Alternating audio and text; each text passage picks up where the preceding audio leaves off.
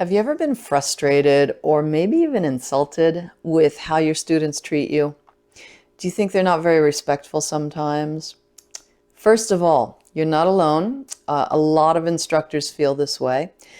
Secondly, you're not going to like what I have to say, maybe. I'll use the words of one of my colleagues. We were being interviewed and they asked us what our advice was for new instructors. My colleague immediately answered, "Get over yourself." I thought it was brilliant. In today's video, I'm going to talk about one of my now 3 golden rules of teaching Aikido, which is, I call, get over yourself. Getting over yourself is so important to growing and nurturing your dojo community. In the long run, it'll even help establish a community of mutual respect, compassion, and empathy. And it's up to you to set the example.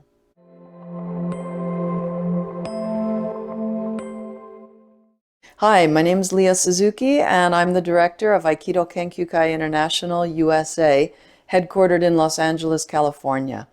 And I'm the author of the new book called The Teacher from the Aiki Dialogues collection.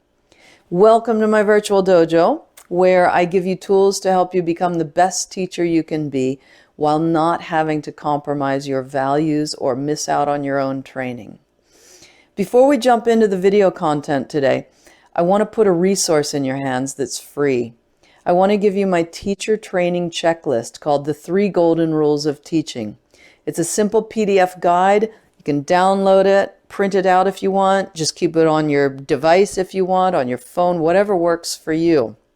The checklist will help you gain confidence as a teacher, reduce stress around teaching and managing your dojo, and it'll help you encourage and empower your students to increase their progress. Again, all while not having to compromise your values or sacrifice your own training. You can download it at leahsuzuki.com/golden rules. That's got a couple of dashes in it, leah-suzuki.com/golden-rules. Or just click the link in the description below this video. I hope you enjoy the gift, and I hope you take action on it. So, let's talk about getting over yourself, as I like to call it. In my opinion, this might be especially hard for Western Aikido teachers who have spent a lot of time in Japan. The biggest reasons that you should try to get over yourself and the benefits that you'll get from doing it. 1, you'll be commanding respect rather than demanding respect. Maybe you've heard that expression. Don't demand respect, but rather command respect.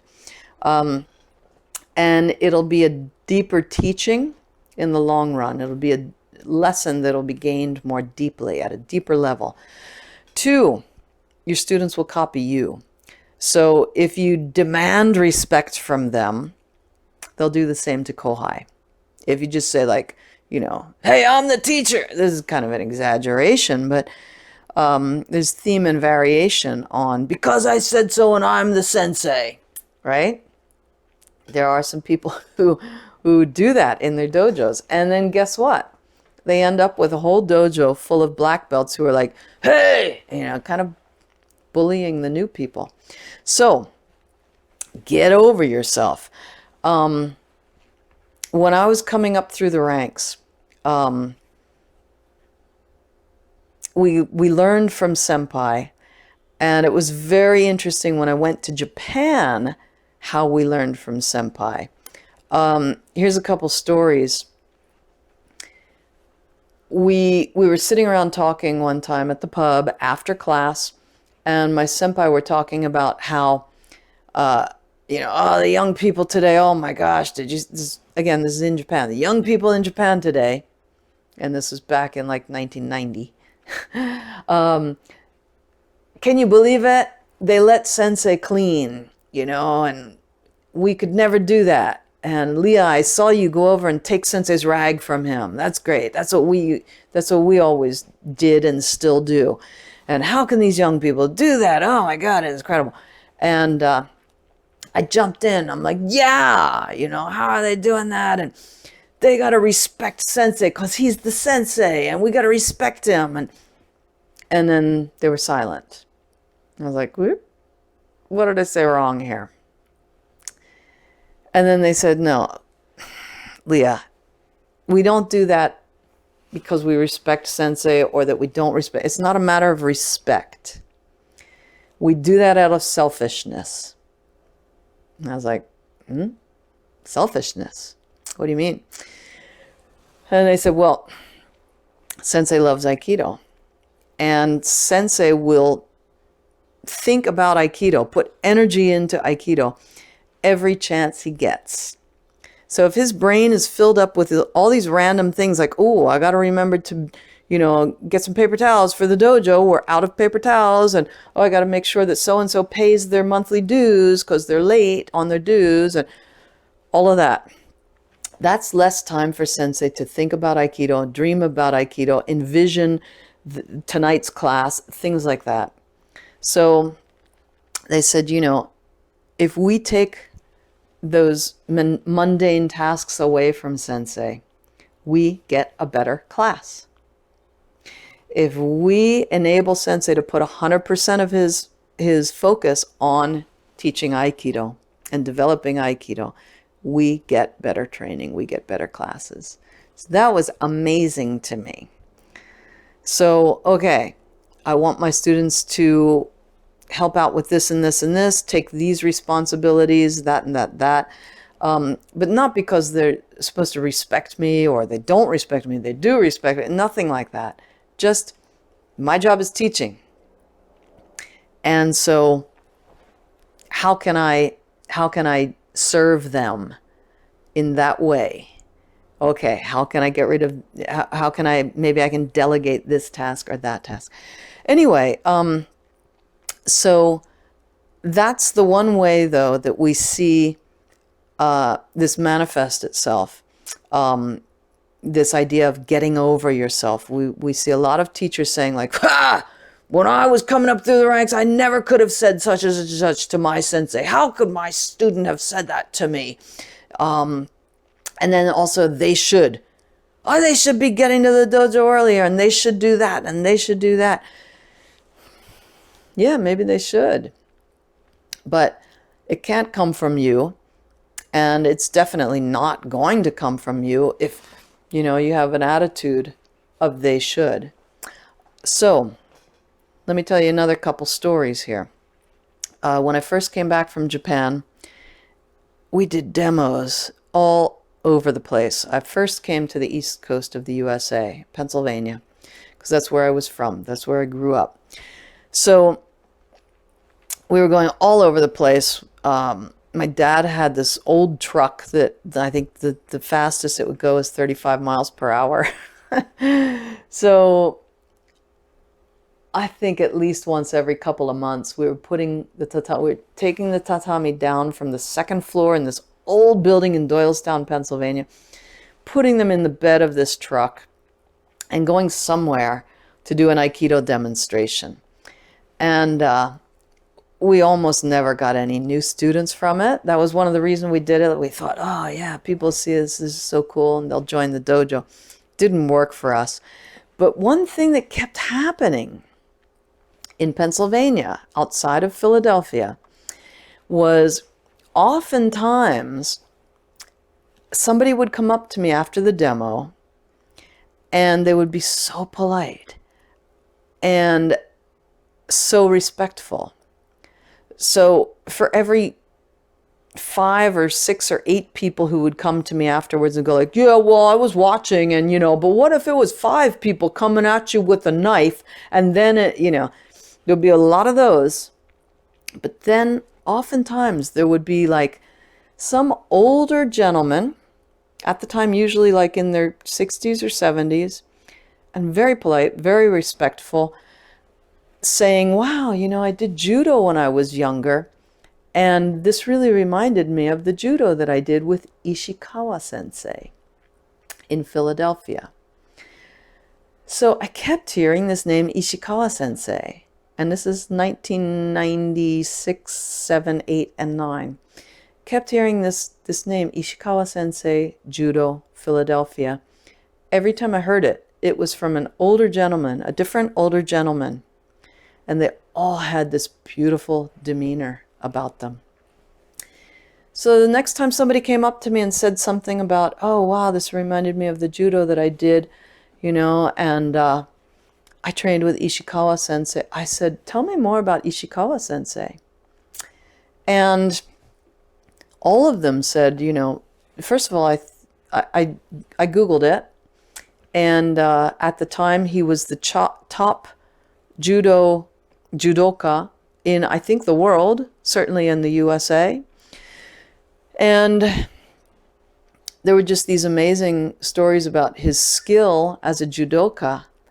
But they would tell me also that they didn't talk about that first. They would just say he was an incredible man, and he was always so courteous and polite and gracious. They just talked about his qualities as a person, and humble. They would say humble. So it was amazing. And then it turned out that I found out from my uncle. My uncle had told me that he did judo, but he's as a teenager, your uncle is telling you judo, and you're like, right. Turned out that my uncle had trained with Ishikawa Sensei too, and got as far as first kyu. But anyway, Ishikawa Sensei had, some of the guys training with him had been in the Olympics and everything. But what I learned is that he was a very humble man. At least what I know. I've never done judo. I'm not a judoka. I never met Ishikawa Sensei.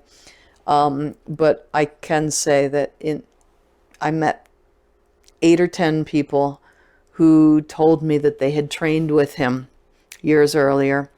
And every single one of them struck me as being a very polite, very gracious, very humble person. And then I would say, did you do martial art before? And they'd go, oh yeah, I did judo. I go, oh, Ishikawa Sensei? And they'd say, yeah.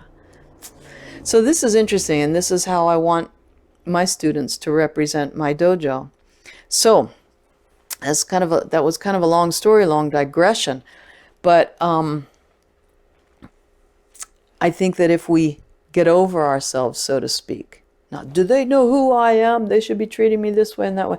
If we just get rid of that, then we can go on and we can do the important work, which is teaching and leading by example. And some students will pick up on it, maybe more than we give credit for. And hopefully they will copy that, and then they will go out into the world, and we will have modeled that behavior. And then this helps Aikido as well, doesn't it? Another thing, it'll help us gain more peace, inner peace. If we just let go of this expectation of, we should be treated this way or that way, trying to demand respect, get more peace of mind if we let it go.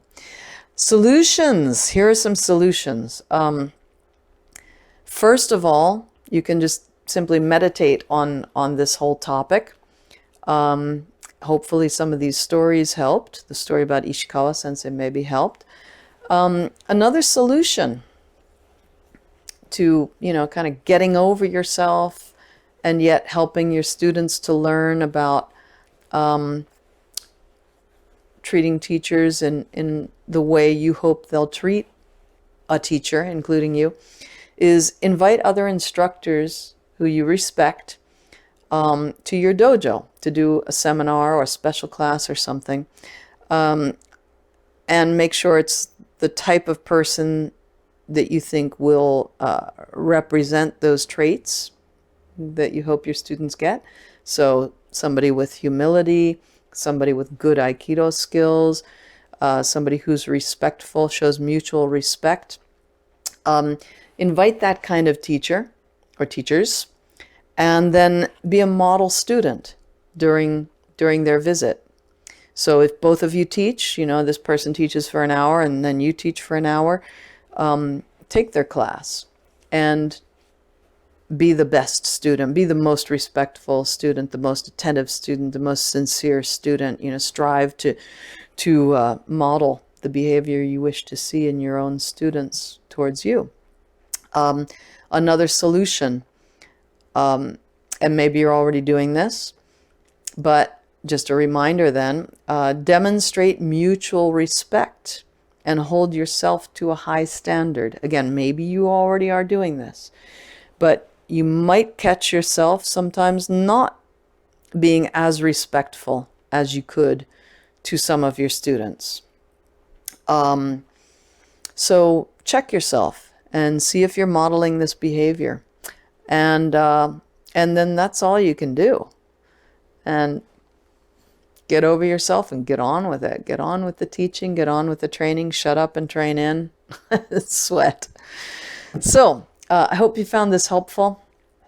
And in conclusion, this idea of getting over yourself can be really challenging, but you'll notice benefits.